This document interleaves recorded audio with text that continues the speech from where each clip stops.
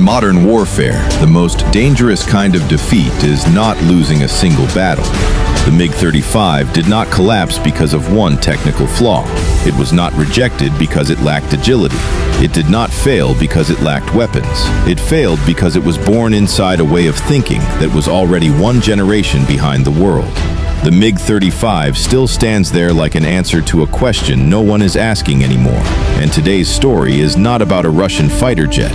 It is a cold warning about what happens when a nation keeps upgrading the past instead of building the future. The consequences are clearly visible.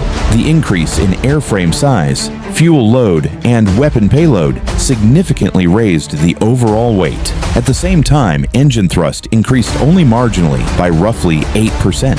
As a result, maneuverability, once a defining strength of the MiG family, was severely reduced compared with the original MiG-29. The MiG-35 lost its compact appearance and became noticeably heavier. The outcome was unavoidable. A fighter line once famous for exceptional agility lost its distinctive identity. The MiG-35 became a fourth-generation fighter with average performance, lacking any clear advantage. This stood in sharp contrast to the legendary image of MiG fighters during the 20th century. When observing the global fighter aircraft market, it becomes easy to see that the MiG-35 faces competition in an extremely crowded segment. Fourth-generation fighters of similar class, such as the F-16, the F-18, the Eurofighter Typhoon, the Dassault Rafale, and even upgraded versions of the MiG-29M itself, are all established products with notable strengths. It must be acknowledged that the MiG-35 does possess certain advantages. It can carry a large weapons payload, is equipped with more powerful and relatively fuel-efficient engines, and integrates Russia's most advanced active electronically scanned array radar. The use of composite materials helps reduce weight and improve durability. The MiG-35 also incorporates helmet-mounted displays, modern avionics, and the ability to carry next-generation cruise missiles, such as the KH-59. From the outside, the MiG-35 resembles an aircraft approaching fifth-generation appearance, yet it lacks true stealth capability. When examined more carefully, the expectations placed on the MiG-35 on paper do not accurately reflect its real-world position. When compared with one of its main competitors, the F-16, the strategic gap surrounding the MiG-35 becomes increasingly clear. Initially, the MiG-29, the predecessor of the MiG-35, was not inferior to the F-16 or the F-18, and in some aspects even surpassed them in maneuverability and thrust-to-weight ratio. However, while the MiG line largely stagnated for many years, the F-16 underwent continuous upgrades, including the F-16E and the F-16V variants, reaching the full standard of a fourth-generation fighter and achieving wide international export success. To date, more than 2,400 F-16s have been sold worldwide, exceeding the number operated by the U.S. Air Force itself. By contrast, the MiG-35 lacks breakthroughs in critical areas such as materials, manufacturing processes, and overall design philosophy. These limitations make it difficult for the MiG-35 to compete on equal footing with fighters that have already secured a strong position on the global market, even when equipped with advanced technologies on paper. Unlike the MiG-35, the F-16 was developed under a long-term and continuous evolution strategy. Since its introduction, the platform has consistently integrated the latest technologies into successive upgrades, maintaining high combat effectiveness and adaptability to modern warfare. In addition, the F-16 has been repeatedly tested in real-world conflicts, generating combat data that directly informed improvements in design, avionics, and weapon integration. The MiG-35, on the other hand, lacks comparable combat experience, which significantly slowed its refinement and optimization process. Another major difference between the MiG-35 and the F-16 lies in engine configuration. The MiG-35 employs a twin-engine design providing higher redundancy and thrust potential, but at the cost of increased fuel consumption, shorter operational range, and more complex maintenance requirements. The F-16, with its single-engine layout, achieves a more effective balance between performance, operating cost, and deployment flexibility. These factors combined explain why the MiG-35 despite certain inherent strengths, remains less attractive to nations seeking a fighter that is multi-role, cost-effective, and sustainable over the long term.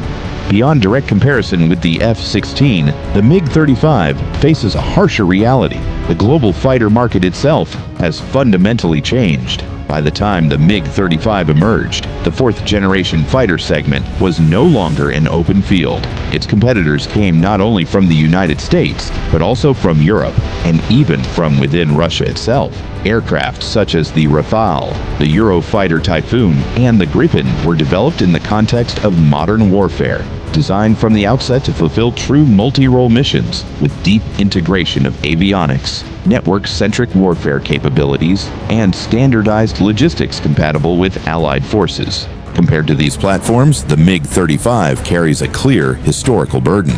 It was not born from a clean sheet concept, but rather as an extension of an older design, adapted to perform roles beyond its original intent. This makes the MiG-35 difficult to compete even in the lower price segment, while Western aircraft are sold as complete ecosystems, including pilot training, maintenance chains, standardized spare parts, and seamless interoperability with allies. The MiG-35 is largely offered as a standalone platform. In reality, many nations do not buy aircraft simply to fly them. They buy the ability to sustain air power over 2 to 3 decades, something the MiG-35 struggles to guarantee, given the persistent budget constraints and slow upgrade cycles within Russia's defense industry. A major paradox emerges. The MiG-35 is not cheap enough to dominate the low-cost segment, yet not superior enough to convince high-end customers. When placed beside the Su-30 or Su-35, with greater performance, longer range, and stronger combat reputation, the choice becomes almost self-evident. As a result, the MiG-35 is trapped between segments, lacking a clear target market, lacking exclusive advantages, and lacking a compelling tactical narrative capable of generating real demand. At a deeper level, the failure of the MiG-35 does not reside solely in the aircraft itself, but in the decision-making structure behind it. For decades, Russia's military aviation industry operated under a logic different from the West: design first, produce next, and search for markets last. Within this model, manufacturers focused on optimizing specifications, treating performance on paper as the primary tool to persuade customers. Yet the outside world had already shifted to a different standard. For modern procurement nations, a fighter aircraft is no longer a standalone product. It is a node within a combat network, linked to satellites, early warning aircraft, command centers, aerial refueling systems, and multinational logistics chains. The MiG-35 was not born inside such an ecosystem. Its integration capability largely depends on Russia's domestic systems, which are difficult to scale, difficult to customize, and incompatible with Western standards. This creates an invisible barrier for nations seeking to diversify military partnerships or participate in regional alliances. Purchasing the MiG-35 effectively locks the buyer into a single supply chain and a one-dimensional operational doctrine. By contrast, Western competitors build an entirely opposite strategy. They do not sell aircraft. They sell connectivity. They sell data. They sell training. And they sell long-term upgrade roadmaps defined from the very beginning. The MiG-35 lacks such a clearly articulated evolution path. Its upgrade packages are often reactive, patch-based, or driven by competition, rather than by forward-looking design. As a result, potential customers cannot see the future of this platform 10, 20, or 30 years ahead. And in the defense industry, that uncertainty is simply unacceptable. The MiG-35 was not rejected because it was weak. It was rejected because it could not answer the most important question. After the contract is signed, what comes next? In modern warfare, the most dangerous failure is not losing a single battle, but entering the fight with a mindset that is already obsolete. The MiG-35 did not collapse due to a technical flaw. It was not rejected because of poor maneuverability. It did not fail because it lacked weapons or lost on individual specifications. It failed because it was born from a way of thinking that had fallen a full generation behind the world. The MiG-35 still stands there, a complete answer to a question the market no longer asks. While the world moved toward network-centric warfare, data dominance, upgrade cycles, and alliance-based ecosystems, the MiG-35 remained constrained by an aircraft-centric mindset, by pay-per-performance metrics, and by upgrades used as substitutes for real innovation. The deepest lesson of the MiG-35 is not about whether it was stronger or weaker than its rivals. It is about this. No military platform can exist independently of the nation behind it. Without an ecosystem, weapons age rapidly. Without real combat data, upgrades become guesswork.